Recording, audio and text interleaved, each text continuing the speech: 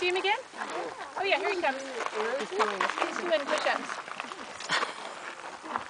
Push-ups and lizards are a display that is like a posture to say I'm big and I'm tough and watch out. It could be two things. It could be posturing to another male, or it could be courtship. I'm not actually sure. But there's a very nice big chuckwalla lizard. This is one of our biggest lizards. She is our biggest lizard. And they are vegetarians, so don't be worried. They're not going to come eat your toes. And they live in rocks just like this. This is perfect chuckwalla habitat. Have you ever seen a gila lizard here?